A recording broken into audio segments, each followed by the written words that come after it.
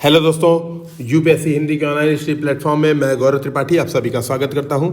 और जो आज का हमारा जो डिस्कशन वीडियो है वो यूपीएससी हिंदी टेस्ट कोड 10 के इतिहास सेक्शन से है। और मैं बता दूं कि हम लोग के 10 टेस्ट प्रीलिम्स के ऑलरेडी हो चुके हैं और ये इतिहास का जो 10वां टेस्ट है वो आज आपके सामने मैं डिस्कशन करने वाला हूं। ठीक है, तो मेरे बारे में आप देख सकते हैं जो मेरा नाम है गौरव त्रिपाठी और 2018, 2019 और 2020 की प्रीलिम्स परीक्षा में आप यहाँ पर देख सकते हैं तीनों में 120 से ऊपर मेरे मार्क्स रहे हैं और मैंने कट ऑफ बहुत ही आसानी से क्लियर किया है। 98 के आसपास ही कट ऑफ है तीनों साल का और आप देख सकते हैं लगभग 20 प्लस मार्क्स तीनों में एक्स्ट्रा हैं। इसके अलावा मैं आईटी रुड़की का एलुमनाई हूँ और साथ में KVPY स्कॉलर भी हूँ। तो मैं आपको ये बताना चाहता हूँ कि ये जो डिस्कशन होने वाला है आज जो आपके सामने मैं ये डिस्कशन करने वाला हूँ ये बेसिकली कई चीज़ों पे आधारित होगा और मुझे उम्मीद है कि ये वीडियो में आपको बहुत ही मज़ा आने वाला है।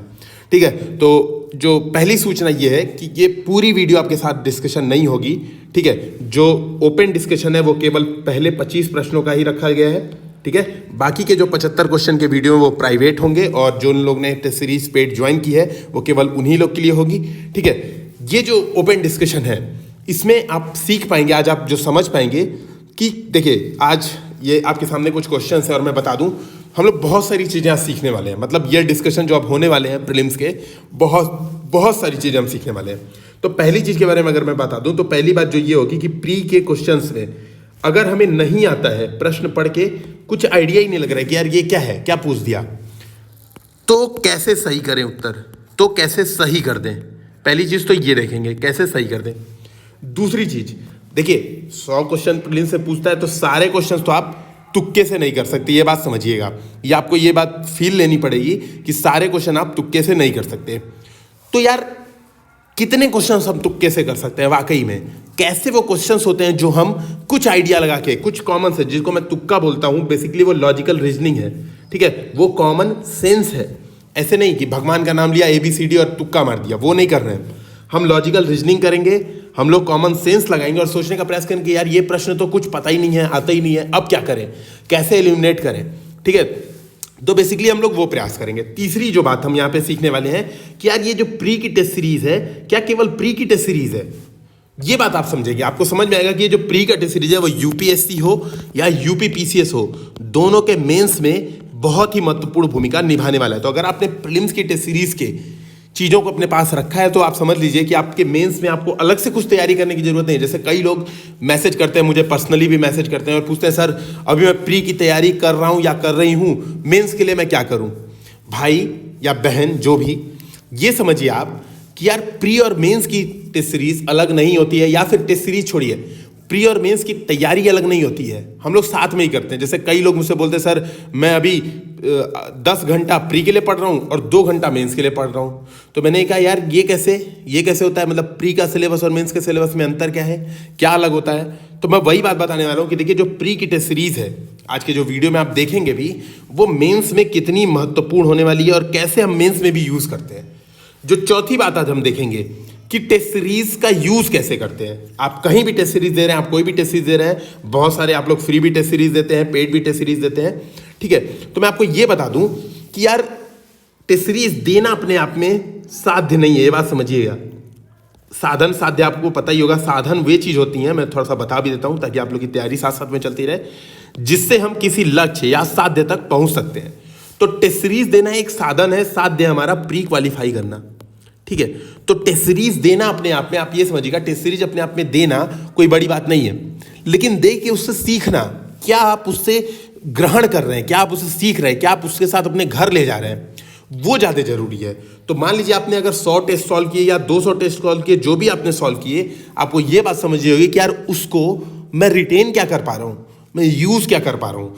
तो जो ये हम लोग की टेस्ट सीरीज है इसके माध्यम से हम ये भी सीखने का प्रयास करेंगे कैसे इसके शॉर्ट नोट्स बनाने हैं और शॉर्ट नोट्स बना के कैसे इसका यूज़ करना है एग्जाम में। क्योंकि देखिए अभी तो 6 महीने का टाइम है, लगभग 5 महीने का टाइम है, बी प्रिसाइज अगर 5 महीने का टाइम है तो आप ये समझिए कि यार 5 महीनों में आप लोग सोचेंगे कि यार अभी तो बहुत टाइम है, मतलब आराम से कर सकते हैं प्रिपरेशन, मस्त एकदम मगन होके चल सकते हैं, कोई टेंशन नहीं है। लेकिन जैसे जैसे आप थोड़ा सा अंदर एक बार फील लाएंगे तो आपको समझ जाएगा कि यार 4 महीने बीत गए तब मैं क्या करूँगा। अभी तो आपने नोट्स बना रखे होंगे पूरे भारी भरकम, कई लोग ने थिंक फलाना थिंक ढेगाना से भी पढ़ाई की होगी, तो 2-2 गत्ते 4-4 गत्ते के नोट्स होंगे बोरे भर के, फिर वो घर भी लेके आएंगे, जहाँ पे सेंटर होगा वहाँ भी लेके जाएंगे।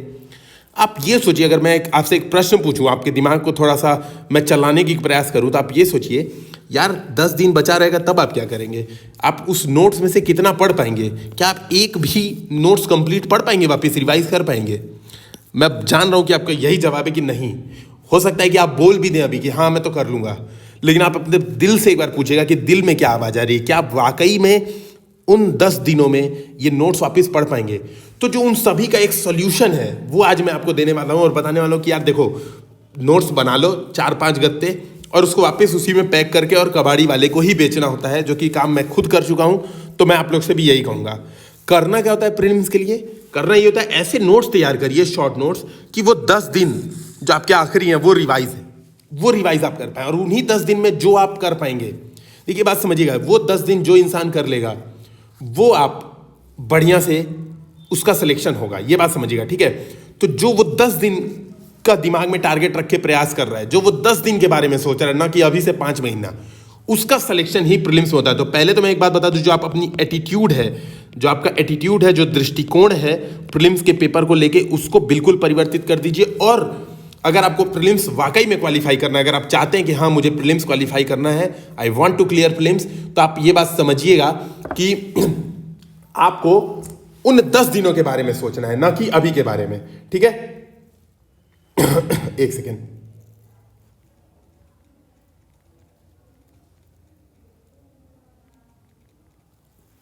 तो ये बात आपको समझनी होगी। अब हम लोग चलते हैं, ये आज के प्रीलिम्स का डिस्कशन बिना देरी किए अब स्टार्ट करते हैं, ताकि आप लोगों को बोरियत ना हो कि सर इतने डायलॉग बाजी तो कर रहे हो, आखिर में होगा क्या? तो चलिए उसको अब सही करते हैं। तो मैं बगल में सॉल्यूशन ओपन कर लेता हूँ, ठीक है, ताकि कोई चीज़ गलत ना हो, ये भी आप क्लियर समझें, ठीक है? मैं सॉल्यूशन ओपन कर लेता हूँ और ये देखिए, ये हमारे पास उत्तर पुस्तिका है। और सॉल्यूशन ओपन करने का एक जो बड़ा लॉजिक है आज मेरे सामने, वो ये भी है कि आपको ये भी समझ में आ जाए, जो लोग नए हैं, जो लोग अभी टेस्ट सीरीज कहीं ज्वाइन नहीं किया, उन लोगों को ये भी समझ में आ जाए कि किस क्वालिटी का हम लोग मॉडल उत्तर देते हैं, ठीक है? तो ये भी आपको क्लियर समझ में आ जाए। तो ये देखिए, ये हमारा बगल में ये रहा आपके पास सॉल्यूशन, मैंने बगल में ओपन कर लिया, और ये है हमारा टेस्ट पेपर। तो मैं टेस्ट पेपर को एक एक क्वेश्चन वाइज चलता हूं, ठीक है? अच्छा, मैं साथ में क्या करूंगा, सोर्सेज भी डिस्कशन करते रहूंगा कि आप कहां से पढ़ सकते हैं इन चीजों को, ठीक है? तो बेसिकली हम लोग आज बहुत सारे काम करने वाले हैं, मतलब 25 क्वेश्चन में आपको इतनी सारी चीजें समझ में आ जाएंगी। और जो लोग टेस्ट सीरीज ज्वाइन करते हैं, नहीं करते हैं, एटलीस्ट उन्हें भी आइडिया लग जाएगा कि किस तरह से यार, मतलब एग्जाम तो क्लियर कर ही देना है, मतलब कॉन्फिडेंस आ जाएगा। ये मुझे खुद भी कॉन्फिडेंस आ रहा है कि आज आप लोगों को कॉन्फिडेंस आ जाएगा। तो देखिए स्टार्ट करते हैं। पहला क्वेश्चन आप देखेंगे, भरत मुनि का नाट्य शास्त्र निम्नलिखित में से किसका किनका स्रोत ग्रंथ है? ठीक है, डायरेक्ट पूछा है, ऑप्शन दिया है नृत्य, नाटक, संगीत। अब बोल रहा है भाई, सिंपल सी क्वेश्चन पूछ रहा है यार, भरत मुनि का जो नाट्य शास्त्र है वो क्या क्या स्रोत है? क्या नृत्य भी वहीं से, भारत में जो नृत्य चलते हैं वो भी वहां से है? क्या नाटक भी वहां से है? क्या संगीत भी वहां से है? तो देखिए 2-3 तरीके हैं सोचने के। ये नाट्य शास्त्र है क्या? अच्छा, अब मैं ये कहूं कि हिस्ट्री के क्वेश्चन बिना पढ़े हो जाएंगे, तो ये बात तो बिल्कुल गलत है। जो हिस्ट्री की बेसिक किताबें हैं, जैसे आर्ट एंड कल्चर के लिए, और ये सारे वीडियो मैंने ऑलरेडी अपलोड कर रखे हैं, आप देखेंगे यूपीएससी हिंदी का जो यूट्यूब चैनल है उस पर मैंने सारी चीज़ें अपलोड कर रखी है कि कौन सी किताबें आपको फॉलो करनी है, क्या फॉलो करना है, करंट अफेयर्स कैसे पढ़ना है, मैंने हर चीज़ वहाँ पर डिटेल वीडियो बना रखी है। ये आप समझिए, आर्ट एंड कल्चर के लिए आप नितिन सिंघानिया पढ़ें, ठीक है? एटलीस्ट एक बार उसको रीडिंग अवश्य करें, तो आपको ये थोड़ा बहुत जो पता होगा, ये पता होगा कि यार इसको हम 5वां वेद भी कहते हैं, नाट्य शास्त्र को 5वां वेद भी कहते हैं। ब्रह्मा ने बताया था, ब्रह्मा ने क्या किया था, जो चारों वेद हैं उसका जो इसेंस है उसको लेके नाट्य शास्त्र की रचना कर दी थी। तो आप इस बात को समझिएगा, अगर आपको ये बातें पता है, ठीक है? अब सोचिए यार, 5वां वेद है, 5वें वेद में ऐसा तो होगा नहीं कि केवल एक चीज है, नाट्य है अपने सामने, ये समझिएगा। अच्छा, एक चीज मैं और बात करूं अगर थोड़ा सा, कि नाट्य वाकई में होता क्या है? आपने कहीं नाट्य देखा है? नाट्य मतलब नाटक, कहीं पे रंगमंच आपने देखा है? तो आप उसमें समझिएगा कि जो रंगमंच है उसमें हर चीज होती है। वहां पे संगीत भी चलता है, वहां पर नाटक भी होता है, नाटक मतलब एक्टिंग, अगर मैं बात करूं अभिनय भी होता है, और वहां पर नृत्य भी होता है, बहुत सारे नृत्य संगीत सब होती हैं। तो जो नाट्य शास्त्र है वो क्या होगा? यहां से भी आप अंदाजा लगा सकते हैं कि क्या होगा यार, वो 1 2 3 ऑप्शन तीनों होगा। और देखिए यहाँ पर जो बगल में मैंने जो सॉल्यूशन ओपन कर रहा है, अगर इसको हम लोग एक बार देखें तो यहाँ पे क्लियर लिखा हुआ है, भरत मुनि का नाट्यशास्त्र नाटक, नृत्य और संगीत की मूल ग्रंथ है। यह माना जाता है कि इस ग्रंथ का समय ईसा पूर्व 2री शताब्दी से 2री शताब्दी ईस्वी के मध्य है। इसको 5वें वेद के रूप में भी जाना जाता है। तो देखिए अब ये समझिएगा, अब आपको मैं थोड़ा सा बताता हूं कि यार प्रीलिम्स की टेस्ट सीरीज का यूज क्या करते हैं, कैसे करते हैं, ये भी बगल में हम लोग सीखते चलते हैं। ठीक है, तो आप लोगों को थोड़ा सा और इंटरेस्ट आएगा इस वीडियो को देखने में, सुनने में आपको इंटरेस्ट अवश्य आएगा। अब देखिए, करना मुझे कुछ नहीं है, ये मैंने टेस्ट सीरीज सॉल्व की। ठीक है, मान लीजिए मेरा क्वेश्चन सही होता है या क्या होगा, अधिक से अधिक गलत हो जाएगा। मैं ये भी मान ले रहा हूं कि चलो मेरा गलत ही हो गया ये क्वेश्चन, मुझे नहीं पता था, मैंने गलत कर दिया। अब मैं क्या करूंगा, इसका मॉडल आंसर पढ़ूंगा। एक काम मैं ये कर सकता हूं कि यहीं पर मैं हाईलाइट कर दूं कि यार भरत मुनि ने नाट्यशास्त्र बनाया था। ठीक है, इसे 5वां वेद भी कहते हैं। इसका समय याद कर लूं कि ईसा पूर्व 2री शताब्दी से 2री शताब्दी ईस्वी के मध्य। या फिर मैं क्या कर सकता हूं, दूसरा काम कि यार इसी को मैं क्या करूं, क्रॉप कर लूं। ठीक है, ये देखिए यहां पे हो गया क्रॉप, कॉपी कर लिया मैंने, और जहां भी अपना नोट्स बनाना है वहां पे मैंने इसको पेस्ट कर दिया।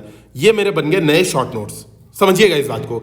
अब मैं क्या कर रहा हूं, मैं ऐसे शॉर्ट नोट्स बनाते जा रहा हूं। तो देखिए साथ साथ में मैंने क्या किया, शॉर्ट नोट्स भी बना लिया। फिर क्या किया, अभी अगला क्वेश्चन करेंगे, इसी तरह से अगले क्वेश्चन का भी शॉर्ट नोट्स बना लेंगे। इसी तरीके से ये जो पूरा 100 क्वेश्चन का पेपर है, आप समझिएगा जो 100 क्वेश्चन का पेपर है, इसको मैं क्या करूंगा, इसके इंपॉर्टेंट पॉइंट्स मॉडल उत्तर से देख के 3 पेज के अंदर, ठीक है, जो लोग मेरी तरह आईपैड नहीं यूज कर रहे हैं या फिर लैपटॉप नहीं यूज कर रहे हैं, डिजिटल चीजें नहीं यूज कर रहे हैं, यार एटलीस्ट वो क्या कहते हैं, मोबाइल तो यूज कर रहे हैं, तो मोबाइल से वो क्या करें, मोबाइल से सामने सॉल्यूशन ओपन करें, और सॉल्यूशन ओपन करने के बाद वो क्या करें, एक पन्ने पे छोटे छोटे, जो मैंने यहाँ पे क्रॉप कर दिया, मेरा समय बच गया क्योंकि मैं तो क्रॉप कर ले रहा हूँ आसानी से, तो आप क्या करें, उस थोड़ा समय देके उस पन्ने पर उसको नोट कर लें। तो बेसिकली ये क्या करेगा, जो आपके ये 3 पेज में आप इस पूरे 100 क्वेश्चन को जो इकट्ठा कर लेंगे 3 पेज में, वो आपके काम आने वाला है आगे चल के। तो ये बात समझिएगा, वो 10 दिन की तैयारी होगी। तो अभी मेरा क्वेश्चन गलत हो या सही हो, मेरे नंबर ज्यादा आए या कम आए, बहुत फर्क नहीं पड़ेगा। अभी जो फर्क पड़ेगा वो ये पड़ेगा कि मैंने इसको पढ़ के वापिस अगर एग्जाम में इस तरह का क्वेश्चन आ रहा है तो सही किया या गलत किया, ये आपका मैटर करेगा सिलेक्शन का, न कि पहली बार में कितना सही किया। तो ये बात भी अपने दिमाग में माइंडसेट बना के रखें। ठीक है, तो हम लोग सेकंड क्वेश्चन पढ़ते हैं। अब थोड़ा हम स्पीड में सॉल्व करेंगे क्योंकि 25 क्वेश्चन फिर नहीं हो पाएंगे टाइम लिमिट में। ठीक है, तो देखिए सेकंड क्वेश्चन में एक राजा के बारे में स्टेटमेंट दे रहा है, बोल रहा है कि उसने गुजरात के सौराष्ट्र और गिरनार क्षेत्र पर शासन किया। उसने द्वारका पर आक्रमण किया क्योंकि द्वारका के बंदरगाह समुद्री डाकुओं का शरण स्थल बन गए थे। ये डाकू मक्का की तीर्थ यात्रा पर जाने वाले लोगों को लूटते थे। उसने, मैं थोड़ा और जूम कर देता हूं ताकि जो लोग मोबाइल में देख रहे हैं उन्हें भी दिक्कत न है। उसने पुर्तगाली नौसेना शक्ति पर नियंत्रण करने हेतु मिस्र के शासकों के साथ भी गठबंधन किया, लेकिन इसमें उससे सफलता नहीं मिली। उसका दरबारी का भी उदयराज था जो संस्कृत में रचनाएं करता था। चलो मैं ये पढ़ रहा हूं एक बार, अब रीडिंग करो। अब मैं देखता हूं कि यार मुझसे, मान लो मुझे नहीं आता ये क्वेश्चन, ठीक है, अब मुझे ये क्वेश्चन नहीं आता, अब मैं कैसे सोचूंगा। आप थोड़ा सा ये सोचो, पृथ्वीराज चौहान का एरिया कौन सा था, महमूद गजनवी कहां से आया था, जैनुलाब्दीन के बारे में आप क्या जानते हो, महमूद बेगड़ा के बारे में आप क्या जानते हो। ऐसे क्वेश्चन में आप जो जानते हो ना, आप उससे एलिमिनेट करने का प्रयास करो कि आंसर कैसे एलिमिनेट करते। तो एक बार सोचो, आप ये सोचो, देखो पृथ्वीराज चौहान और महमूद गजनवी ये सब समकालीन थे, 11वीं 12वीं शताब्दी के आसपास थे। तो क्या उस समय पुर्तगाली बड़ी शक्ति थे, नौसेना शक्ति थे। आप ये समझिए, पुर्तगाली बेसिकली 15वीं शताब्दी के बाद या 1498 के बाद जब कोलंबस आया होगा, तभी तो बड़ी नौसैन्य शक्ति बने होंगे, खास करके हिंद महासागर में। इसके बाद ही तो पुर्तगालियों का प्रभाव पड़ा होगा। तो अगर आपने दिमाग में कुछ आइडिया लगाया कि यार कुछ तो सोचें, ऐसा नहीं है कि क्वेश्चन पढ़ के आगे बढ़ जाए। मैं मान के चलूं कि आपको ये बात नहीं पता होगी, क्योंकि जब मैंने क्वेश्चन सॉल्व किया तो मुझे ये बात नहीं पता थी।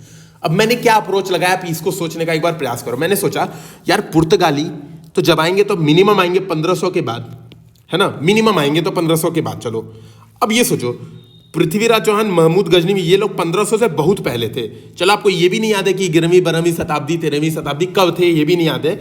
इतना तो आप, मैं मान सकता हूँ यार, यूपीएससी की प्रिपरेशन कर रहे हो, कुछ तो हिस्ट्री विस्ट्री जो भी पढ़ी होगी, इतना तो अंदाजा लगा सकते हो। और ये लोग काफी फेमस नाम है, ये समझना, पृथ्वीराज चौहान, महमूद गजनवी बहुत फेमस लोग हैं।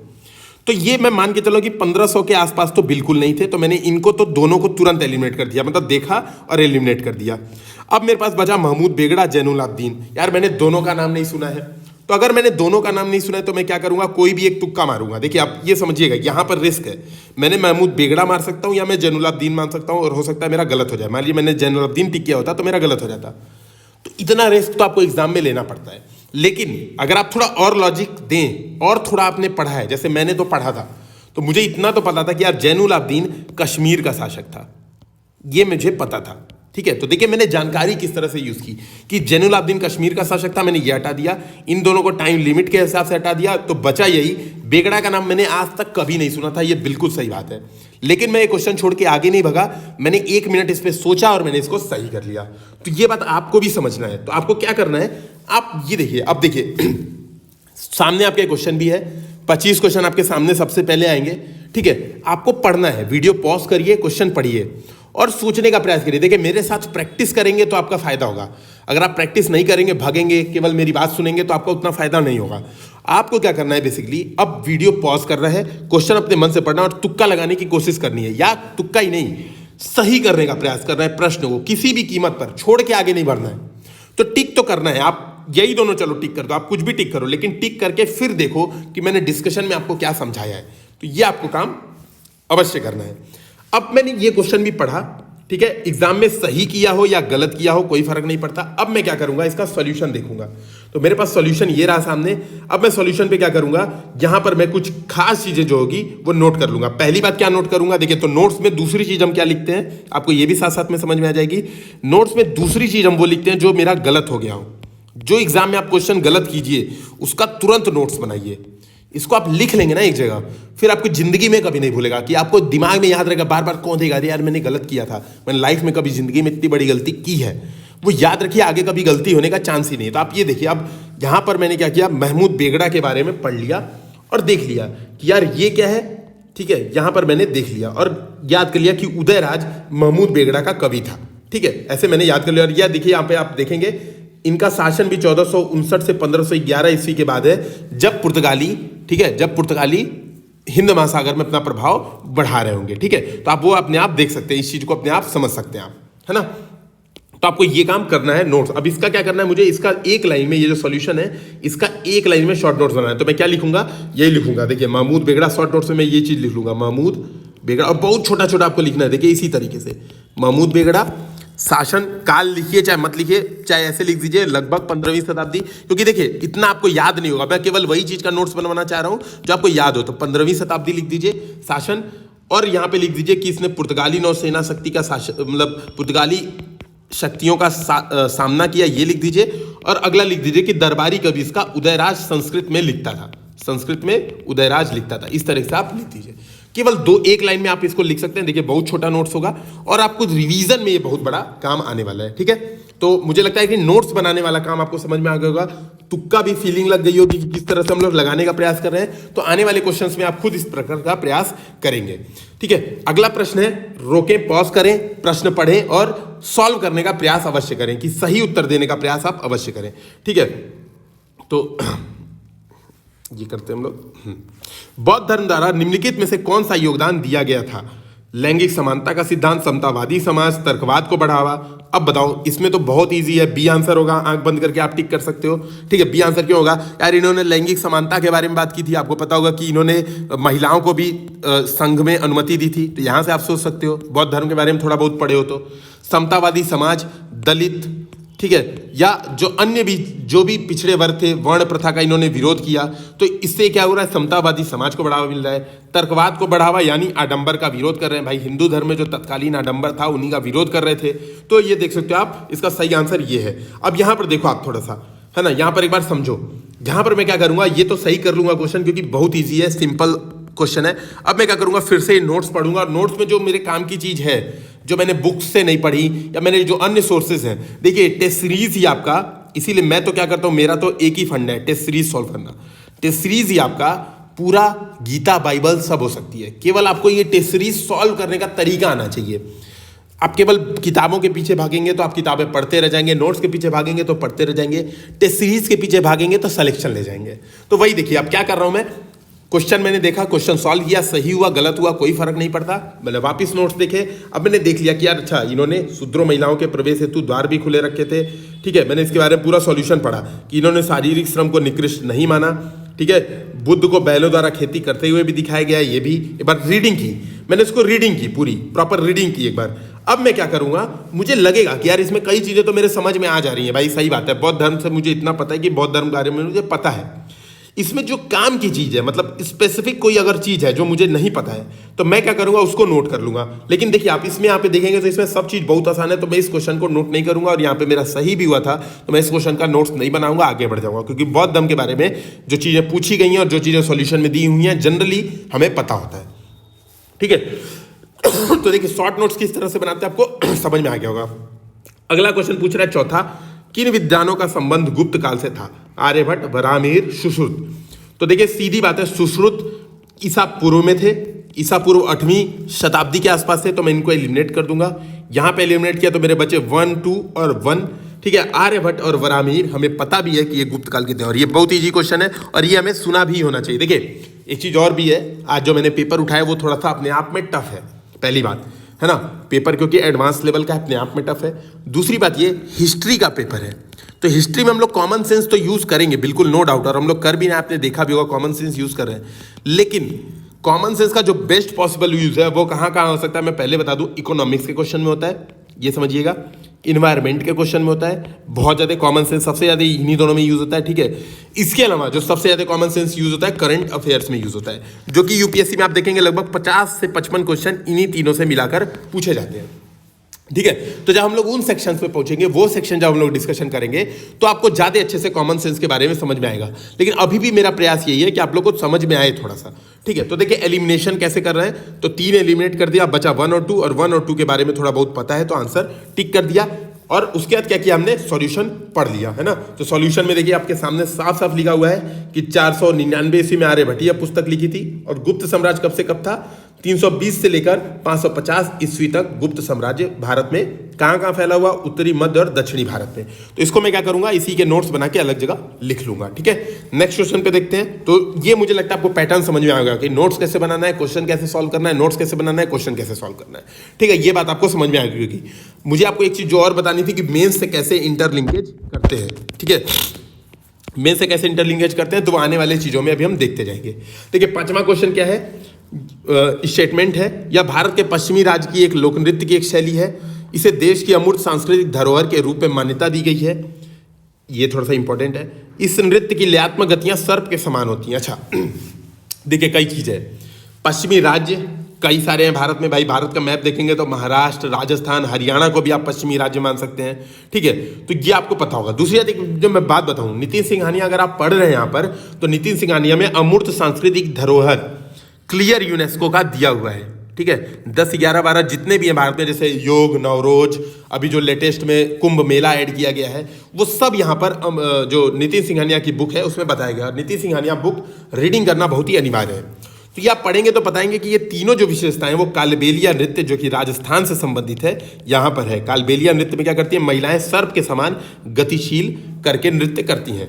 स्वांग के बारे में अगर मैं बताऊं तो स्वांग क्या है, यहाँ पे आप सॉल्यूशन में भी देख सकते हैं। स्वांग हरियाणा का एक नाट्य रूप है, भवाई गुजरात का है, और लावड़ी महाराष्ट्र में महिलाओं द्वारा प्रदर्शित किया जाने वाला लोक नृत्य है। आपको कुछ नहीं करना है, अब आपको यहाँ पे क्या करना है, नोट्स में क्या बनाना है, केवल देखिए मैं क्या कर दूं, मैं नोट्स कैसे बनाऊंगा। देखिए यूपीएससी क्वेश्चन इस तरीके से बहुत कम पूछती है, सिंपल पूछती है यूपीएससी क्या पूछेगी, मैच द कॉलम देगी इसको, है ना, मैच द कॉलम देगी। स्वांग हरियाणा देखिएगा, भवाई के सामने दे देगी राजस्थान, कालबेलिया के सामने दे देगी गुजरात, और लावड़ी के सामने दे देगी महाराष्ट्र। अब पूछ देगी कौन कौन से सही मैच द कॉलम है। ये आपको पता होना चाहिए कि यार ये है गलत, ये दोनों है सही, ये बात समझिए। तो आपको नोट्स पे क्या करना है, नोट्स पे आपको केवल इतना बताना है, केवल इतना नोट कर लेना है। ठीक है, ये चीज आपको केवल नोट कर लेनी है, बाकी जो सारी चीजें वो पढ़ लीजिए, सॉल्यूशन से भी पढ़ लीजिए, यहाँ पे भी देख लीजिए, क्वेश्चन में भी आपको कई जानकारी पता चल गई। मान लीजिए अगर ऐसा क्वेश्चन आ ही जाता है यूपीएससी में डायरेक्ट, तो ये तो यहाँ के क्वेश्चन में आपको दिया ही है, लयात्मक गतियां सर्प के समान होती है ये। लेकिन आपको लगता है क्या कि आखिरी में आप इतनी बड़ी चीजों का रिवीजन कर पाएंगे? आपको क्या करना है, बस इतना, ये चारों के सामने कौन से राज्य का है उसको नोट कर लेना है, और ऐसे ही आने वाले क्वेश्चन में जितनी ऐसी चीजें हैं वो आप नोट करते जाइए। अगला क्वेश्चन, अब आपको समझ में आ जाएगा कि यार मेंस का कैसे इंटीग्रेशन करते हैं प्रीलिम्स की तैयारी से। तो देखिए ये क्वेश्चन है, सिंधु घाटी सभ्यता के संबंध में अभी तक उपलब्ध ऐतिहासिक साक्ष्यों के आधार पर निम्नलिखित में से कौन सा अनुमान लगाया जा सकता है? शहरी आवासों में अनुक्रम की उपस्थिति, लंबी दूरी के व्यापार का प्रचलन, एक केंद्रीय सत्ता की उपस्थिति। ये है आपका आंसर। तो ये मुझे पता है कि इसका आंसर बी है, छठवें का सभी कथन सही है। अब मैं आपको एक बात बताऊं, मेंस में आप देखेंगे अगर सीधा प्रूफ, यूपीएससी में भी 15-16 के आसपास जब 2015-16 का पेपर देखेंगे तो सिंधु घाटी सभ्यता की नगरीय नियोजन के बारे में पूछा गया है। तो आप देखिए यहाँ पर ये नगरीय नियोजन का ही तो प्रकार है, ये नगरीय नियोजन की तो है, नगरीय नियोजन ही तो है। लंबी दूरी का व्यापार नगर के लिए आवश्यक है। कोई नगर बनेगा तो लंबी दूरी का व्यापार, और व्यापार तो होना ही चाहिए, चाहे लंबी दूरी का हो ना हो, व्यापार होना नगर बनने के लिए बहुत इंपॉर्टेंट क्राइटेरिया है। ठीक है, अधिशेष कहीं पे बेचेंगे नहीं तो नगर काहेगा, ये आपको आंसर में लिखना है। यूपी पीसीएस अगर आप 2020 का पेपर देखें, 2020 का जो मेंस पेपर है, ठीक है, इसीलिए मैं बार बार कहता हूं कि प्रीवियस ईयर क्वेश्चन देखते रहे, तो डायरेक्ट पूछा हुआ है सिंधु घाटी सभ्यता के नगरीय नियोजन पर टिप्पणी करें। तो देखिए आप ये पढ़िए, इसका सॉल्यूशन देखिए, आपको अपने आप समझ में आ जाएगा मुझे आंसर में क्या लिखना था। ठीक है, तो आपको 50 जगह से अलग अलग किताबें पढ़ने की, सोर्स करने की जरूरत नहीं है।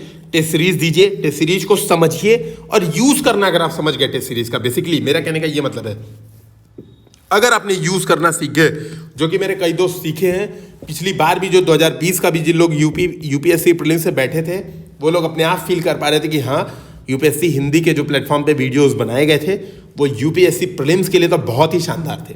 ठीक है, तो यहां पर मैंने ये चीजों को कर दिया और आंसर कर दिया। यहां पर आप देख सकते हैं, इसका सॉल्यूशन आप पढ़ें, ये 25 क्वेश्चन का सॉल्यूशन ओपन रख दिया जाएगा, टेलीग्राम पे दे दिया जाएगा, आपको ये समझ में आ जाएगा किस तरह से सॉल्व करना है। नेक्स्ट क्वेश्चन की बात करूं मैं, 7वां क्वेश्चन, मुगल अभिजात्य वर्ग की विशेषता क्या है।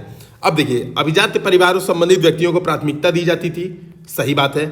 मुगल साम्राज्य के विभिन्न क्षेत्रों और धर्मों का प्रतिनिधित्व करता था, बिल्कुल सही बात है। यह नौकरशाही से संबंधित कार्य करता था, बिल्कुल सही बात है। मैं तो आज समझाता हूं बेसिकली है क्या मुगल अभिजात्य वर्ग। मुगल अभिजात्य वर्ग मतलब जो सरदार हुए, जो बड़े बड़े लोग हुए, ठीक है। अभिजात्य वर्ग मतलब जो सामाजिक वर्ग विभाजन में ऊपरी पायदान पर लोग रहते हैं। जैसे मैं बात करूं, अगर जो ऐतिहासिक काल में आप देखेंगे ब्राह्मण, ठीक है, ऐतिहासिक काल में आप देखेंगे ब्राह्मण, इसके अलावा सरदार लोग, ठीक है, इसके अलावा आप देखेंगे बहुत सारे वो थे जो कार्य करते थे, शासन को सहयोग करते थे, ठीक है, जैसे मनसबदार, है ना। तो ये सब क्या थे, ये सब अभिजात्य वर्ग थे मुगल। और ये लोग क्या काम करते थे, ये लोग सभी काम करते थे, ठीक है। कोई भी मान लीजिए पोस्ट में नियुक्ति होती थी तो अभिजात परिवारों संबंधित व्यक्तियों को प्राथमिकता दी जाती थी। इनमें क्या था, विभिन्न क्षेत्रों और धर्मों का प्रतिनिधित्व था। अब देखिए आप बीरबल, है ना, बीरबल देखिए, टोडरमल देखिए, ठीक है, टोडरमल देखिए, तो ये क्या थे, ये बेसिकली अभिजात्य वर्ग थे, है ना। अमीर खुसरो को आप देखेंगे तो ये मुगल जो अभिजात्य वर्ग थे वो क्या थे, विभिन्न धर्म और विभिन्न समुदायों से रिलेटेड थे और नौकरशाही संबंधी कार्य करते थे। जैसे आप अगर बात करें तो अकबर के ही आप देख सकते हैं, जो अकबर के नौरत्न थे, तो उसमें ही आप देख सकते हैं कि यार ये लोग अभिजात्य वर्ग से संबंधित थे, ठीक है। नौरत्नों को ही आप दिमाग में रख के अगर अभिजात्य वर्ग के बारे में सोचेंगे तो आप ये आंसर सही कर लेंगे, ठीक है। और वही यहाँ पर दिया हुआ है, ठीक है, यहाँ पर दिया हुआ है। तो देखिए यहाँ पर लिखा हुआ है, मुगल अभिजात्य वर्ग के द्वार सबके लिए खुले थे, लेकिन कुलीन परिवार संबंधित व्यक्तियों को निश्चित रूप से अधिक लाभ प्राप्त होता था। तो वही चीज लिखा हुआ है, ठीक है, इसको आप देख सकते हैं, सॉल्यूशन में देख सकते हैं। अगला है, मथुरा कला शैली में से निम्न में से किन धर्मों की प्रतिमाओं का निरूपण होता है। तो बेसिकली मथुरा कला प्रतिमा कला के बारे में पूछ रहा है, क्योंकि आगे बताया भी कि किन प्रतिमा कलाओं का निरूपण होता है।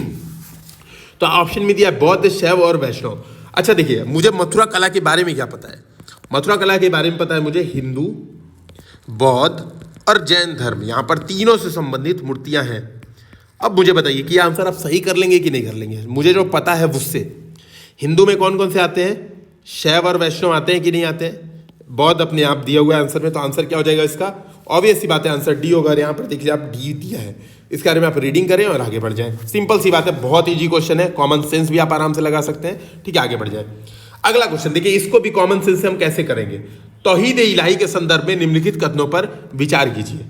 इसे चौसा के प्रथम युद्ध के बाद हुमायूं ने आरंभ किया था। अब देखिए ये बहुत बेसिक क्वेश्चन है, मतलब इसको मैं कॉमन सेंस से बोलूंगा ही नहीं लगाने को, क्योंकि यार ये बहुत बेसिक क्वेश्चन है। तौहीद इलाही सबको पता है अकबर द्वारा शुरू किया गया था, ठीक है, अकबर ने नया धर्म बनाया था, दीन इलाही बनाया था। तो यार तौहीद इलाही, दीन इलाही, यही सब आपस में इलाही इलाही कुछ है। हालांकि मुझे उर्दू समझ में नहीं आती है, लेकिन एग्जाम में अगर मुझे तौहीद इलाही के बजाय दीन इलाही भी पता रहता ना तो मैं हुमायूं को काट देता। देखो कॉमन सेंस कैसे लगाते मैं वही बता रहा हूँ।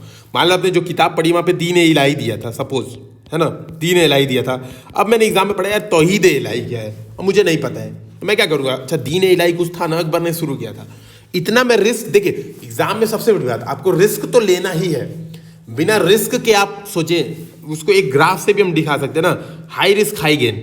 यहां पर आप रिस्क लेते हैं इतना तो गेन भी आपको सिलेक्शन करा देता है, ठीक है, ये है सिलेक्शन क्राइटेरिया। और रिस्क आप लेंगे तो सिलेक्शन भी आपका हो जाएगा, लेकिन रिस्क कैलकुलेटेड हो, रिस्क लॉजिकल हो। ऐसा नहीं हो कि हाँ रिस्क लेना है, सर ने बोला है रिस्क लेने को तो चलो ऐसा है, क्या करते हैं सबका आंसर 1 2 3 मार के आगे बढ़ते हैं, सब तो सही हो ही जाएंगे, है ना।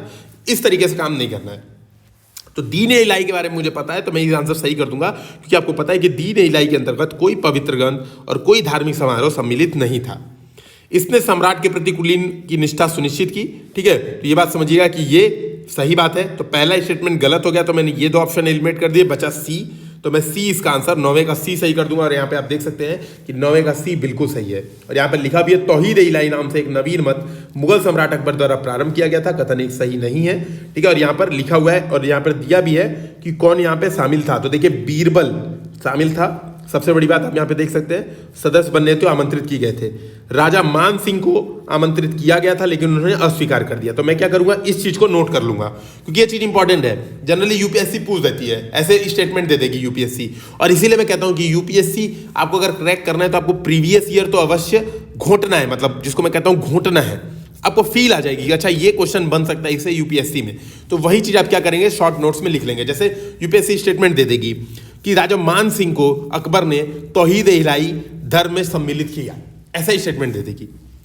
लेकिन देखिए सॉल्यूशन में क्या दिया हुआ है, सॉल्यूशन में दिया हुआ है कि राजा मान सिंह को आमंत्रित किया गया था लेकिन उन्होंने अस्वीकार कर दिया, वो गए नहीं यहाँ पे दीन ए इलाही में। तो ये क्या करेगी, यूपीएससी आपके साथ गेम खेल जाएगी, माइंड गेम, और आप लोग गलत करके आ सकते हैं। तो देखिए यही सब काम यार, ये सब काम मैं गारंटी दे रहा हूँ कि बहुत सारी प्री टेस्ट सीरीज चल रही हैं और बहुत सारी चीज़ें आपको मार्केट में मिल जाएंगी। बट जो यूपीएससी हिंदी सिखा रहा है, यूपीएससी हिंदी करवाएगा खास करके हिंदी माध्यम के लिए। देखिए इंग्लिश मीडियम के लिए हम लोग कुछ नहीं कर रहे हैं अभी, हमें भी पता है, हालांकि आने वाले टाइम में हम लोग करना चाह रहे हैं। लेकिन जो हिंदी मीडियम के लिए हम लोग कर रहे हैं अभी, वो कोई नहीं कर सकता, ये मैं गारंटेड हूँ। कहीं आप ऐसा लिंक मुझे शेयर करके दिखा देना, मैं मान जाऊँगा, ठीक है। तो 10वां आप देखो 10वां प्रश्न है, महाजनपदों के राजा ऋग्वेद में वर्णित राजाओं से भिन्न थे, क्योंकि महाजनपदों के राजाओं के पास दुर्गीकृत नजर, विशाल सेनाएं, नियमित कर संग्रह की व्यवस्था थी। ये 3 ऑप्शन दिया हुआ है। तो देखिए बेसिकली यही अंतर भी है ना। और मेंस में भी ये प्रश्न बन सकता है कि ऋग्वेदिक और महाजनपद के राजाओं की तुलना करें या राजाओं की शक्तियों की तुलना करें। खास करके जो लोग यूपी पीसीएस की प्रिपरेशन कर रहे हैं उन लोग के लिए तो बहुत इंपॉर्टेंट है, ये प्रश्न सीधे पूछ सकता है। तो सीधे देखिए आपके सामने यही डिफरेंस है और यही याद करते चलिए, आगे बढ़ते चलिए कि महाजनपद के जो राजा थे उनके पास दुर्गीकृत राजधानी नगर थे, विशाल सेनाएं थी, नियमित कर संग्रह की व्यवस्था थी। जैसे आपको पता होगा बलि पहले क्या था, ऋग्वेद में बलि आपका ऐच्छिक कर था, मतलब मन करे तो दो नहीं तो मत दो।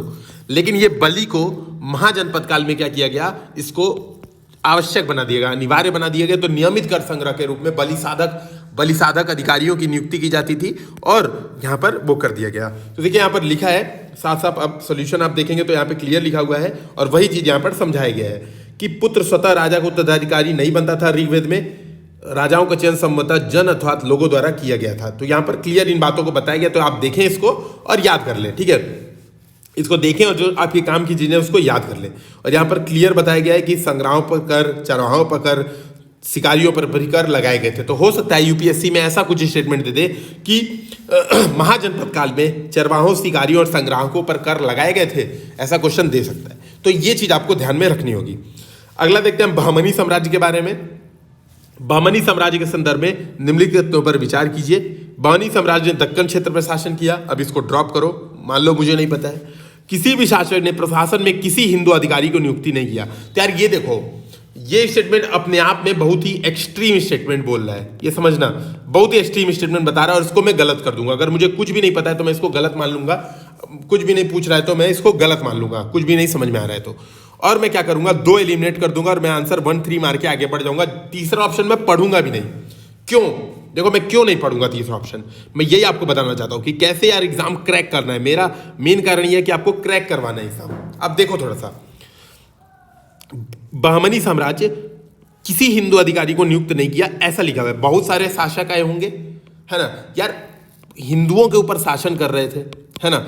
ऐसा तो लिखा नहीं है किस लेवल का अधिकारी या कैसा अधिकारी। मान लो ऐसा कहता कि रीजनल राजा नहीं बनाया, तो मान लो हमें पता होना जरूरी था कि यार नहीं पता है, पता नहीं राजा बनाया है कि नहीं बनाया, क्या पता बहुत ही कट्टर लोग हों, मुझे ये भी नहीं पता, हो सकता है बहमनी साम्राज्य वाले बहुत ही कट्टर लोग हों, मैं ये भी मान ले रहा हूँ एक बार, है ना। लेकिन यार हिंदुओं पे शासन तो कर रहे हैं ना, और हिंदुओं पे शासन करेंगे और हिंदू अधिकारियों की नियुक्ति ही नहीं करेंगे, तो कोई भी लॉजिकल शासक रहेगा वो ऐसा नहीं करेगा। क्यों यार, विद्रोह खड़ा हो जाएगा पहली बात। दूसरी बात, आपको जिस लोगों पे शासन करना है उन लोगों के बारे में पता होना चाहिए और उनकी सहमति होनी चाहिए, ठीक है। तो आप ये बात समझिएगा।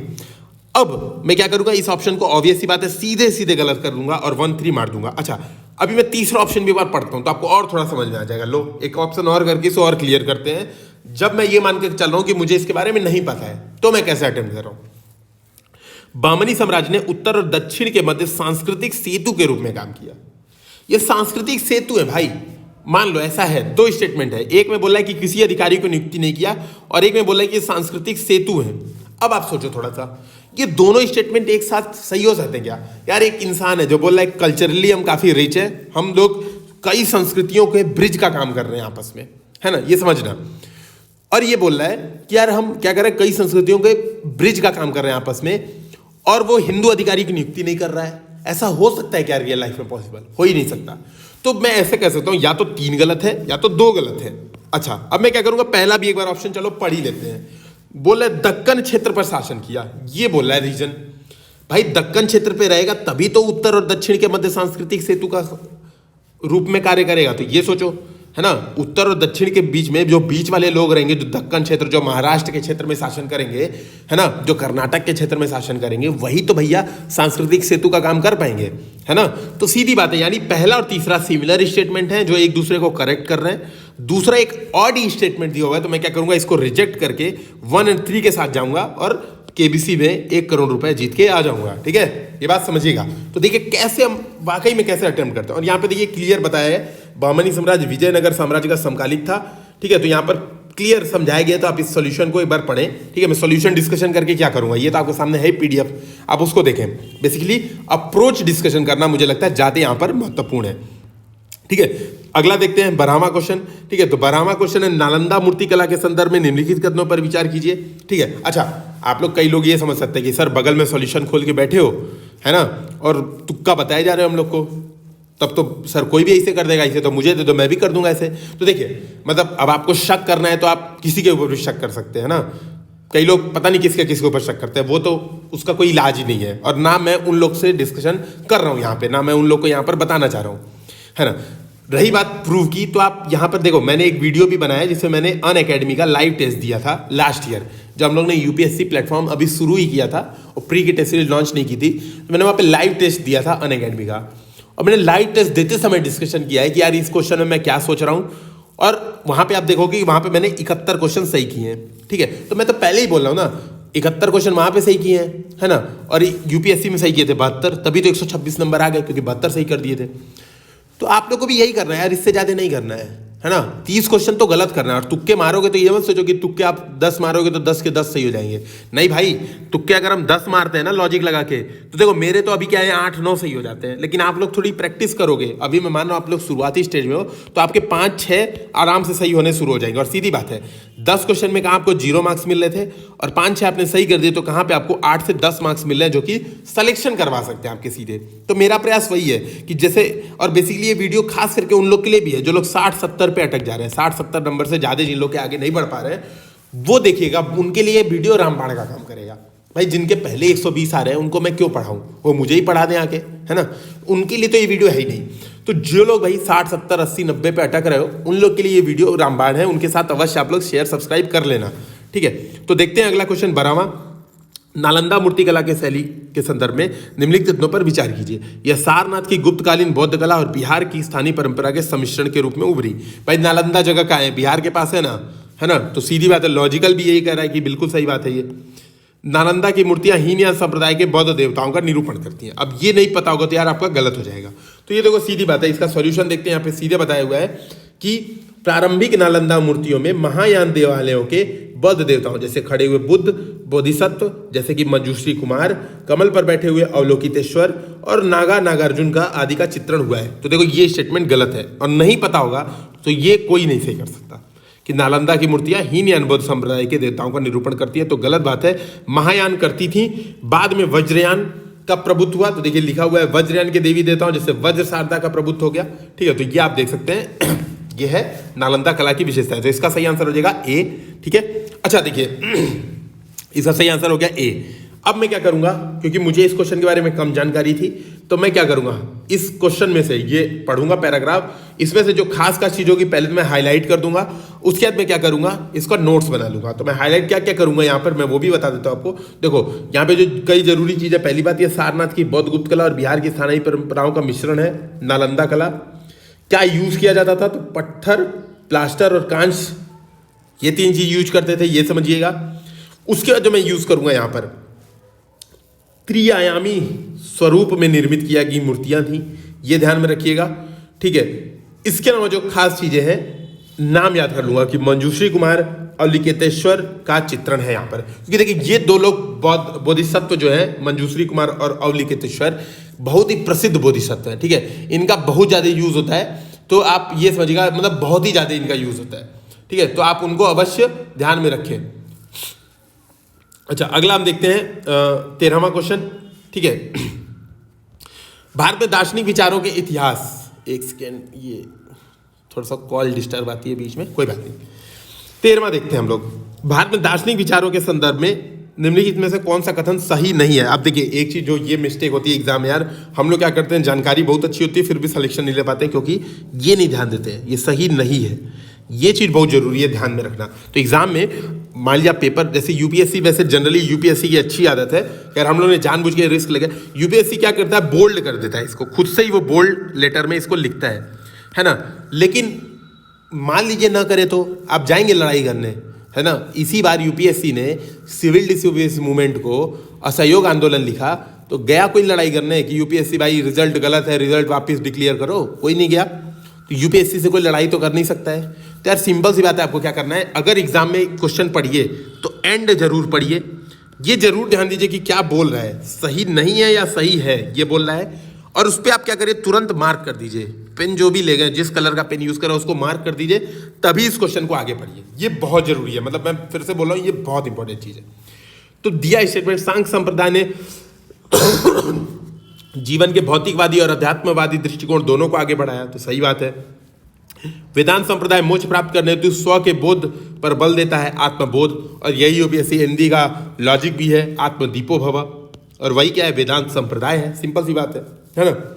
वैशेषिक संप्रदाय ने परमाणु सिद्धांत का प्रतिपादन किया, तो वैशेषिक समुदाय कौन है भाई, कणाद मुनि, और इन्होंने क्या किया है, परमाणु सिद्धांत का प्रतिपादन किया है, तो उसको बिल्कुल सही बात है।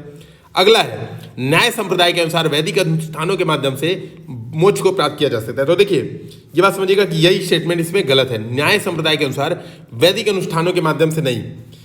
इसमें ये समझिएगा कि ये तर्क, यहाँ पे देखिए लिखा हुआ है, अगर मैं यहाँ पे सॉल्यूशन आपको दिखाऊं तो यहाँ पे लिखा भी हुआ है, न्याय दर्शन तर्क शास्त्र की प्रणाली के रूप में विकसित हुआ। न्याय दर्शन के अनुसार ज्ञान प्राप्ति के माध्यम से निर्वाण प्राप्त किया जा सकता है, न कि वैदिक अनुष्ठानों के माध्यम से। ठीक है, यानी न्याय संप्रदाय क्या है, वैदिक अनुष्ठान नहीं बल्कि तर्क, ज्ञान, इनकी बात करता है। ठीक है, इस बात को ध्यान में रखिएगा। अच्छा अब मैं आपको एक चीज और बताता हूँ, इसमें मैं नोट्स में क्या बनाऊंगा। ठीक है, तो मैं देखिए साथ में बहुत सारी चीजें डिस्कशन करता हुआ चल रहा हूँ। हो सकता है आपको ये लगे कि यार सही बात है सर, ये जो पेपर डिस्कशन कर रहे हो वो हमारे काम का नहीं है, लेकिन जो सैंपल डिस्कशन कर रहा हूँ मैं, जो नोट्स डिस्कशन कर रहा हूँ, ये आपके पक्का काम का होने वाला है, ये तो ध्यान में रख लेना। यहाँ पे मैं कुछ नहीं करूंगा। सांख्य संप्रदाय, इसके सामने कौन इसके प्रतिपादक थे, जैसे अगर मुझे याद है कि कपिल मुनि सांख्य संप्रदाय के संपादक थे, तो मैं वो लिख लूंगा यहाँ पर, वेदांत लिख लूंगा, वैशेषिक लिख लूंगा, कणाद, ठीक है, न्याय लिख दूंगा, न्याय के जो भी थे एक बार चेक कर लीजिएगा, शायद जैमिनी थे, हालांकि मुझे याद है, एक बार आप कंफर्म कर लेंगे। ठीक है, मैं क्या करूंगा, इनके सामने इनके नाम इसके नोट्स में लिख लूंगा, है ना। इसके अलावा अगर कुछ इंपॉर्टेंट, जैसे यहाँ पे क्वेश्चन में इंपॉर्टेंट दिख रहा है, वेदांत संप्रदाय आत्मबोध की बात कर रहा है मोक्ष के लिए, ठीक है। सांख्य संप्रदाय भौतिकवादी और अध्यात्मवादी दोनों है, तो मैं वो उसके सामने लिख लूंगा, जिसमें सांख्य संप्रदाय लिख के भौतिकवादी प्लस अध्यात्मवादी ये सामने लिख लूंगा, कॉमा जो प्रतिपादक थे कपिल मुनि उनका नाम लिख दूंगा। तो इस तरीके से आपको काम करना है, इस तरीके से आपको नोट्स बनाना है। 14वां क्वेश्चन देखते हैं। बंदगानों के संदर्भ में कौन से कथन सही हैं दिल्ली सल्तनत के दौरान? ठीक है, वे सैन्य सेवा हेतु क्रय किए गए विशेष दास थे, बिल्कुल सही। राज्य के कुछ अत्यधिक महत्वपूर्ण राजनीतिक पदों को बढ़ने हेतु उन्हें प्रशिक्षित किया जाता था। भाई क्यों खरीदेंगे? इसी काम के लिए खरीदेंगे। जब ए और बी दोनों सही दिख रहा है, तीसरा पढ़िए मत पढ़िए, अपने आप सही हो जाएगा, क्योंकि डी आंसर आपको मारना ही पड़ेगा, क्योंकि ए और बी दोनों सही है। ठीक है, तो ये अपने आप हो जाएगा।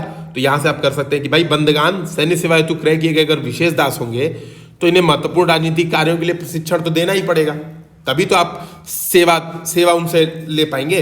तो वही है। और देखिए यहाँ पर लिखा हुआ है क्लियर। ठीक है, बंदगान प्रणाली आप इसको देख सकते हैं। विशिष्ट दास, इन्हें फारसी में बंदगान कहा जाता था। अगला देखते हैं, भक्ति आंदोलन के दौरान वचन किससे संबंधित है? देखिए ये डायरेक्ट आपको पढ़ाई होना चाहिए। तो वचन क्या है? बसवन्ना द्वारा कन्नड़ में रचित कविताएं जो है उनको वचन बोला जाता है। ठीक है, तो हो सकता है सीधा सीधा एक ही स्टेटमेंट यूपीएससी में ऐसा पूछ दे, तो वो ध्यान में रखिएगा। और सही कई बार ऐसे पूछती है यूपीएससी।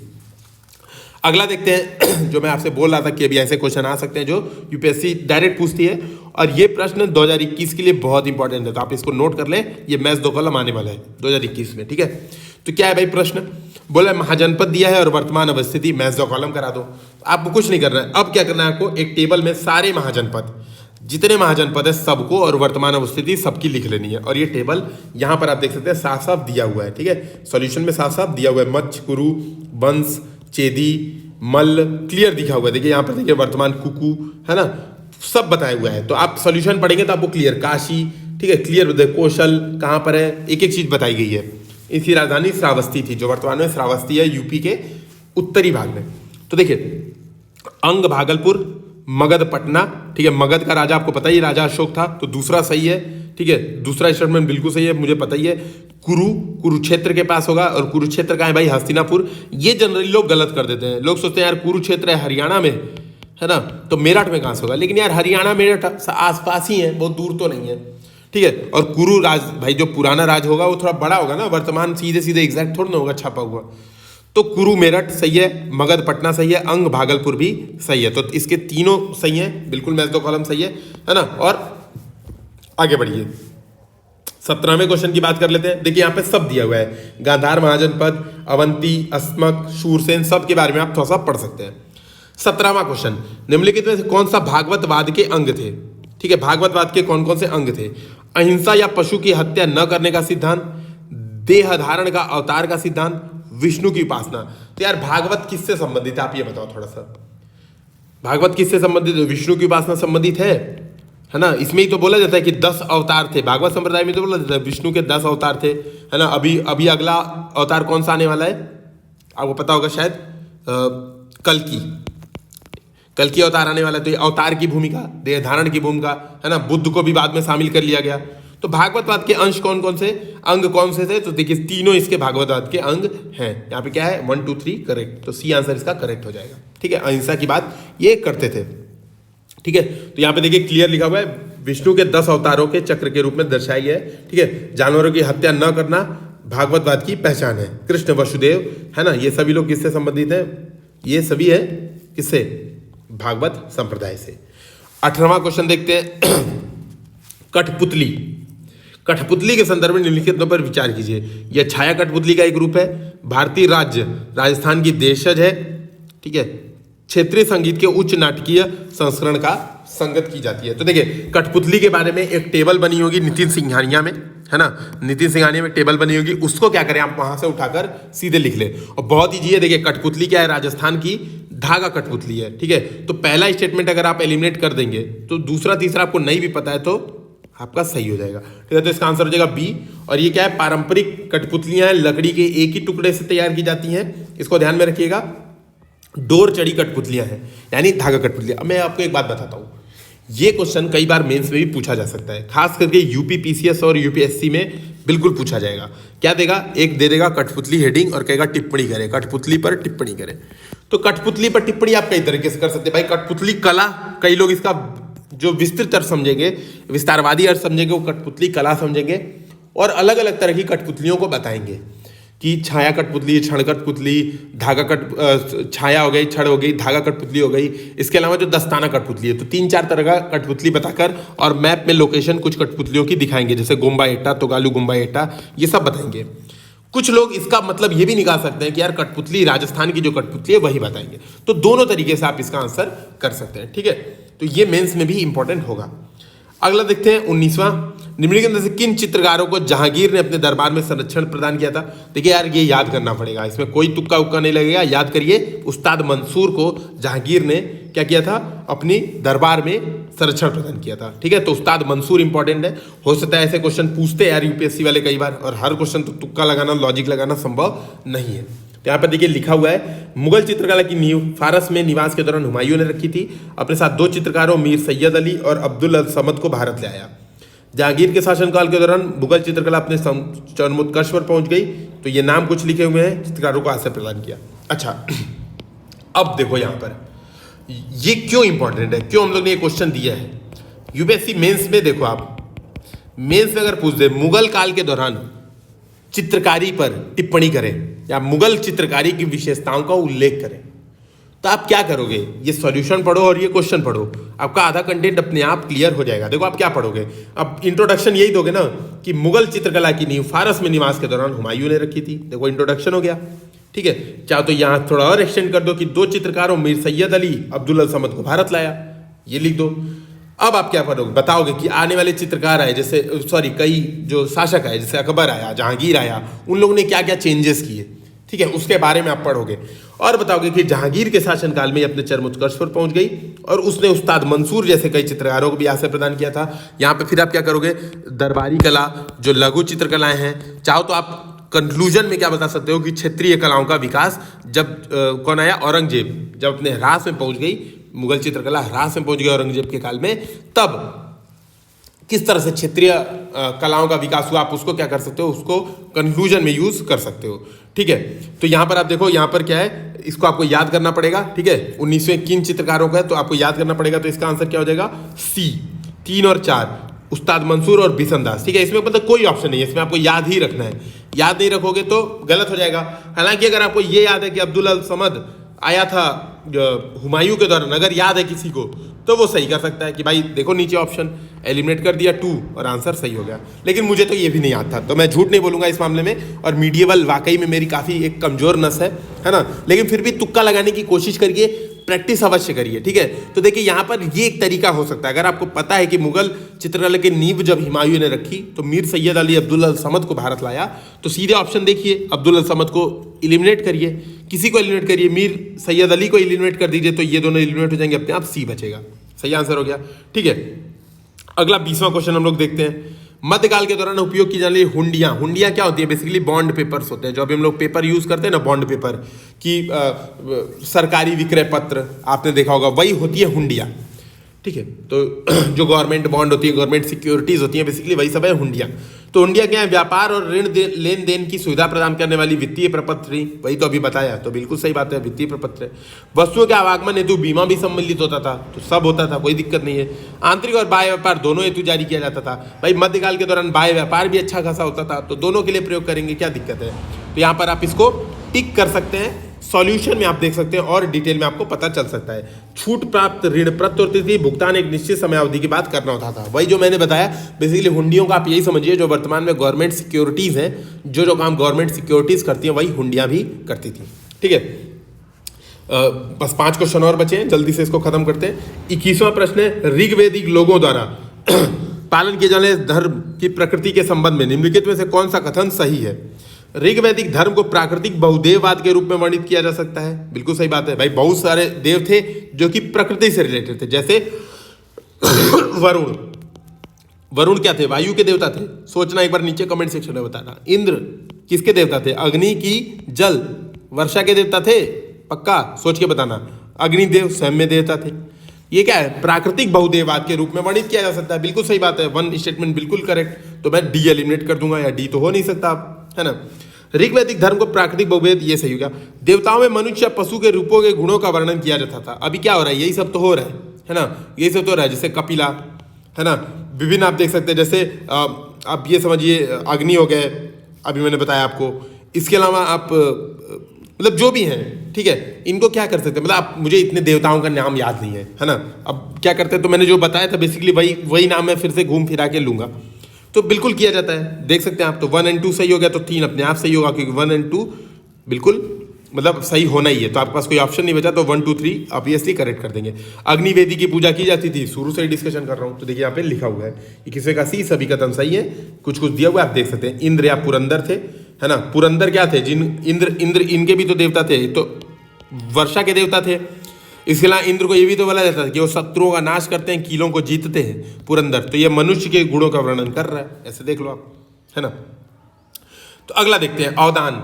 अवदान क्या है, सिंपल सा, बहुत आसान है, ठीक है। बौद्ध ग्रंथ है, किस भाषा में लिखे गए, बहुत सारी भाषाओं में लिखे गए, खास करके मिश्रित संस्कृत या प्राकृतिक भाषा जिसको हम बोलते हैं उसमें लिखे गए अवदान ग्रंथ, ठीक है। जैसे प्रमुख लिखा हुआ है यहाँ पर, महावस्तु और दिव्यावदान प्रमुख ग्रंथ थे। तो यहाँ पे आप देख सकते हैं, हो सकता है यूपीएससी में स्टेटमेंट ऐसे पूछ दे, महावस्तु और दिव्यावदान किस धर्म से संबंधित है, तो आपको क्या करना होगा, बौद्ध धर्म से संबंधित है, ये टिक करना होगा, ठीक है।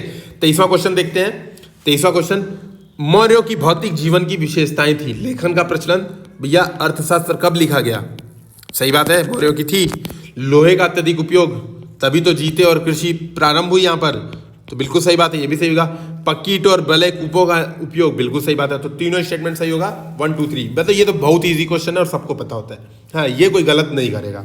यहाँ पे आप सोल्यूशन में भी देख सकते हैं, आहसिक के कौन से वेयर है, और इसका शॉर्ट नोट्स अवश्य बना सकते हैं। और शॉर्ट नोट्स का सैंपल मैंने एक वीडियो अलग से बना रखा है कि शॉर्ट नोट्स कैसे बनाते हैं, और मैं क्या करूंगा, उसके सैंपल्स जो मैंने बना रखे हैं शॉर्ट नोट्स, है ना, वो मैं अपलोड कर दूंगा। 24वां देखते हैं एक बार। शंकर के दर्शन के संदर्भ में निम्नलिखितों पर विचार कीजिए। उन्होंने प्रतिपादित किया कि ईश्वर और सृजित जगत एक ही है और इनमें अंतर अज्ञानता के कारण उत्पन्न होता है, ठीक है। ये देखिएगा, शंकर मतलब कौन, शंकराचार्य, है ना, और कोई नहीं है। और ये किसके प्रतिपादक थे, ये अद्वैतवाद के प्रतिपादक थे, शंकराचार्य, है ना। अब शंकराचार्य अद्वैतवाद के प्रतिपादक हैं। अद्वैत का मतलब क्या होता है, अद्वैत यानी दो नहीं है, एक ही है।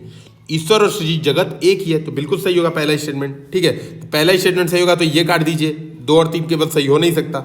अब मैं क्या करूंगा, उन्होंने भक्ति मार्ग को अस्वीकार कर दिया, तो देखिए ये गलत बात है, अस्वीकार नहीं किया। इन्होंने कहा भाई पहले आप ज्ञान प्राप्त करो तब भक्ति करो, ज्ञान के बिना भक्ति नहीं, इन्होंने ये बोला, ना कि भक्ति मार्ग को अस्वीकार कर दिया। तो ये हो गया, ये गलत। अब 2 गलत कर दूंगा तो 1 करेक्ट। अब तीसरा और पढ़ते हैं। उन्होंने सत्य ज्ञान के स्रोत के रूप में वेदों का समर्थन किया, तो सही बात है, इन्होंने कहा कि भाई वेद पढ़ना अनिवार्य है। तो देखिए लिखा है, वेदों को यथार्थ ज्ञान का स्रोत माना है शंकर ने, ठीक है। तो ये आपके सामने सॉल्यूशन में दिया हुआ है। तो लास्ट क्वेश्चन हम लोग डिस्कशन करते हैं, जो ओपन डिस्कशन का हमारा लास्ट पार्ट है, उसको करते हैं। 25वां क्वेश्चन, ठीक है। इसका आंसर देखिए बी है, साफ साफ आप देख सकते हैं। भारत में सिविल सेवाओं के इतिहास के संबंध में निम्नलिखितों पर विचार कीजिए। अच्छा, ये इतिहास का रिवीजन टेस्ट है, ठीक है ना, इतिहास का रिवीजन टेस्ट है। तो भाई शुरू के क्वेश्चन जो अभी हम लोग ने डिस्कस किए वो है आपके प्राचीन भारत, मध्यकालीन भारत, आर्ट एंड कल्चर। अब जो क्वेश्चन आएंगे वो बेसिकली वही सब आएंगे जो आप कह सकते हैं मध्यकालीन भारत, आधुनिक भारत, इनसे रिलेटेड अब क्वेश्चन आने आगे वाले शुरू होंगे, ठीक है। तो हालांकि मैं पूरी आपके साथ ओपन टेस्ट में पूरा शेयर नहीं कर सकता, लेकिन मैंने अपनी तरफ से कोशिश की है कि 25 क्वेश्चन आपके सामने रखे जाए। भारत में सिविल सेवाओं का आरंभ से संगठित स्वरूप प्रदान करने का कार्य लॉर्ड वेलेजली ने किया, गलत है। लॉर्ड कॉर्नवालिस ने किया था, बिल्कुल गलत है, तो पहला काट दूंगा मैं, है ना। अब मेरे पास बचा या तो बी या तो डी। लॉर्ड लिटन ने सिविल सेवा में भारतीयों को कुछ आरक्षित पदों पर कार्य करने की अनुमति प्रदान की, ये स्टेटमेंट सही है ना। तो इसका आंसर हो जाएगा बी। अब एक बात समझिएगा, ठीक है, कई लोग लॉर्ड लिटन को खराब मान सकते हैं और कह सकते हैं यार इसने तो सिविल सेवाओं की उम्र कमी की थी और बहुत ही कट्टर टाइप का अंग्रेज था ये, है ना। तो इसने आरक्षित पदों पर कार्य करने की भारतीयों को अनुमति तो नहीं दी होगी, लेकिन यहीं पर ये ग्लिच है, जो हम लोग लॉजिक लगा करते हैं, तो यहीं पे ये थोड़ा सा ग्लिच हम कह सकते हैं। लॉर्ड लिटन ने बेसिकली किया है कट्टरतावशी, लेकिन कट्टरतावश उसने ये प्रयास किया कि भारतीयों को आरक्षित पदों पर नौकरी दी जाए ताकि अंग्रेजों का शासन मजबूत हो सके। बेसिकली उसका उद्देश्य ये था कि अंग्रेजों का शासन मजबूत हो सके और हम क्या करें, कुछ आरक्षित पदों पर दें, और वो आरक्षित पद केवल कुलीन भारतीयों के हों, ऐसे किसी को नहीं कि किसी को कर देंगे। और इसने क्या किया था, देखो यहाँ पे लिखा हुआ है, इसने 19 वर्ष कर दी थी आयु सीमा कम करके। तो हो सकता है कि स्टेटमेंट सीधे यूपीएससी दे दे कि इनमें से किस वायसराय ने या किस शासक ने, भारत में किस प्रशासक ने सिविल सेवाओं में कार्य करने की अनुमति उम्र घटा दिया था। तो आपको ध्यान रखना वो लॉर्ड लिटन था। तो देखिए, तो क्वेश्चन और सॉल्यूशन पढ़ के मेरा पूरा टॉपिक ही साथ साथ में तैयार होते जाता है और मैं क्या करता हूँ, इसके शॉर्ट नोट्स बनाते जाता हूँ। तो इससे क्या होगा, आप भाई सिविल सेवा में अगर आपको एक्सेल करना है, प्री में अगर आपको नंबर लाने हैं, तो आपको ये प्रयास अवश्य करना होगा। और ये मेरा 3 बार आजमाया हुआ प्रयास है और आप समझ सकते हो मेरे 3 बार 130 के आसपास नंबर आए हैं, है ना। तो मैं आपसे बार बार यही सजेस्ट करूंगा कि इस पर रेगुलर प्रैक्टिस करो। हमारी टेस्ट सीरीज आप ज्वाइन कर सकते हो तो बहुत अच्छा, हमारे लिए भी बहुत अच्छा है, क्योंकि हमारे पास जितना कंपटीशन होगा, देखिए हम लोग के साथ इसलिए अच्छा है क्योंकि हम लोग की जो टेस्ट सीरीज है, जो यूपीएससी हिंदी की टेस्ट सीरीज है, वो OMR पे हो रही है, एकदम बिल्कुल OMR पे हो रही है। और ऐसा कोई टेस्ट सीरीज ऑनलाइन आपको नहीं मिलेगी। हम लोग OMR पे करा रहे हैं प्रॉपर। OMR आपको स्कैन करके भेजना है और हम लोग बिल्कुल यूपीएससी की तरह सॉफ्टवेयर से कॉपी चेक करके उसको अपलोड कर रहे हैं, है ना। तो ये तो कतई नहीं मिलेगी आपको। पहली बात तो कई लोग ये गलती करते हैं ना, OMR भरने में गलती कर देते हैं, है ना। जैसे मेरे जानने वाले कई लोग हैं, OMR में गलती की वजह से उनका सिलेक्शन रुक चुका है। तो ये समझिएगा, तो ये एरर आपकी यहां से बच जाएगी। दूसरी बात यार, टेस्ट सॉल्व करके हम लोग जो ग्रुप में प्रयास कर रहे हैं, अधिक से अधिक लॉजिक लगाने का, अधिक से अधिक कॉमन सेंस लगाने का, पढ़ाई का तो देखो नो डाउट कि पढ़ाई का कोई मतलब, मैं एक बात अगर आपसे बताऊं, क्या देखो पढ़ाई का कोई सेकंड ऑप्शन नहीं है, ठीक है। पढ़ाई तो मतलब जरूरी ही है और पढ़ाई आपको करनी ही है, उसका कोई दूसरा रास्ता नहीं है। लेकिन पढ़ाई के साथ अगर आप लॉजिक लगा पाओगे तो आपका सिलेक्शन कोई नहीं रोक सकता, ठीक है। तो आपको दोनों रिक्वायरमेंट है। तो हम लोग बेसिकली अपने चैनल पर यही प्रयास कर रहे हैं कि दोनों साथ में किस तरह से ले चले। सॉल्यूशन जो दिया जा रहा है, आपने सॉल्यूशन देखा होगा, काफी विस्तार में सॉल्यूशन दिया गया है। सॉल्यूशन इस वजह से दिया गया है कि आप लोग को चीजें समझ में आए, और जो क्वेश्चन है वो इस तरह से पूछे गए हैं। खास करके प्रीवियस ईयर क्वेश्चन का हम लोग ने डिटेल में 10 साल, मतलब मुझे तो मतलब मैं अपनी पढ़ाई नहीं कर रहा हूँ ना, डींगे हाँ कर रहा हूँ, मुझे 10 साल के पेपर बिल्कुल रटे हुए याद हैं यूपीएससी के, कि ये क्वेश्चन इवन कई बार ये भी याद होता है कि इस साल पूछा है। हालांकि बहुत डिटेल में याद नहीं होता है कि इस साल ये पूछा है, लेकिन जनरली मैं अंदाजा लगा लेता हूँ कि 2014-15 में पूछा गया, 15-16 में पूछा गया है। और हम लोग ने लिटरली 2013 से लेके जब से पैटर्न चेंज हुआ है 2020 तक के, हम लोगों ने सारे पेपर की पैटर्न चेक किया है, सारे पेपर में किस हिसाब से वेटेज है, और जो आने वाले फुल टेस्ट है हम लोग वही प्रयास करेंगे। हर एक पैटर्न का आप लोग को, हर एक पैटर्न जरूरी होता है, उस तरीके से आप लोग को प्रश्न सॉल्व करा दिए जाए।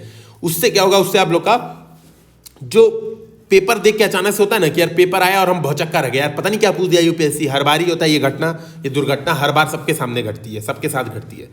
तो ये चीजें दूर की जा सके, हम लोग यही प्रयास कर रहे हैं। और आप देख सकते हैं हम लोग का नया बैच 7 फरवरी से प्रारंभ हो रहा है प्रीलिम्स टेस्ट सीरीज का, तो आप इसको ज्वाइन कर सकते हैं। इसके अलावा हम लोग ने 5 ओपन टेस्ट फ्री करा रहे हैं, हम लोग 5 ओपन टेस्ट फ्री रखे हैं, ठीक है, पूरी तरह से निःशुल्क। तो जो लोग नहीं ज्वाइन कर रहे हैं यार, रिक्वेस्ट है कम से कम ये तो अवश्य कर लेना, है ना। पेड नहीं ज्वाइन करना है वो आपकी इच्छा हो सकती है, लेकिन ये अवश्य कर लेना, चेक कर लेना, हम लोग का टेस्ट सीरीज भी चेक कर लेना और अपनी परफॉर्मेंस भी चेक कर लेना। तो दोस्तों इसी के साथ बहुत बहुत धन्यवाद। जय हिंद, जय भारत। फिर मिलते हैं नेक्स्ट वीडियो के साथ।